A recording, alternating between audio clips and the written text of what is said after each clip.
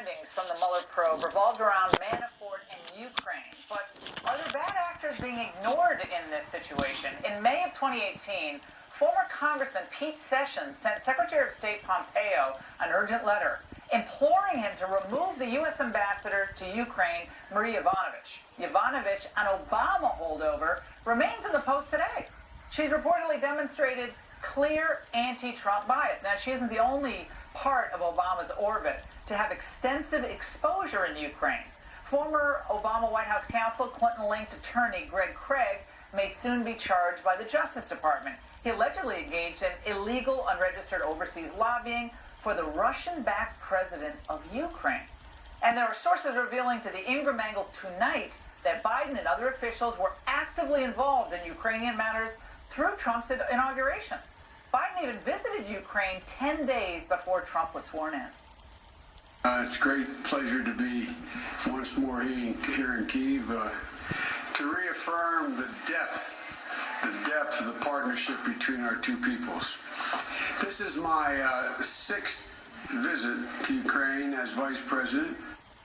So what do you need to know about this Obama connection in Ukraine, how it relates here? Here to tell us, Joe DeGeneva, former U.S. Attorney, Peter Schweitzer, investigative reporter, author of the book Secret Empires, coming out in paperback on Tuesday. Joe, I bet the Obama administration did not see that one coming. No, they didn't. And in fact, Laura, you mentioned that Ambassador Marie Yovanovitch, contrary to what a lot of people thought, was still in her job. I learned this evening that the president has ordered her dismissal from her post as the United States ambassador to Ukraine as a result of her activities there, which were complained of by Congressman Sessions.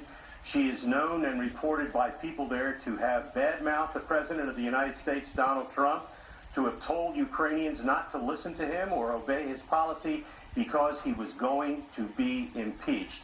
And finally, her activities have caught up with her. And Peter, why, we learned now tonight from Joe that this ambassador has been removed, should have been removed a year ago. That's a separate story, what's going on in the State Department. But what do we need to know about Biden's frequency of visits to Ukraine?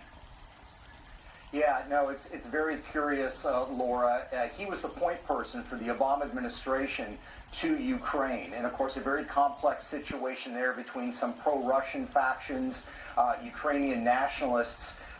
In April of 2014, Joe Biden goes to Ukraine to meet with Ukrainian officials. As he's there, his son, Hunter Biden, is placed on the board of this corrupt energy company called Burisma. Burisma was founded by and run by a Ukrainian energy minister who was tied to the previous pro-Russian government. And we know from financial records that as Joe Biden is interacting with Ukrainian officials, his son, over a 14-month period, is connected to a bank account that receives $3.1 million from the Ukrainians. Dare I add that Hunter Biden has no background in Ukraine. He has no background in energy policy, and his job reportedly was regulatory compliance. What Hunter Biden knows about that in Ukraine, who knows? So it's a very, very troublesome issue, and I think has all the markings of payoffs going to the Bidens.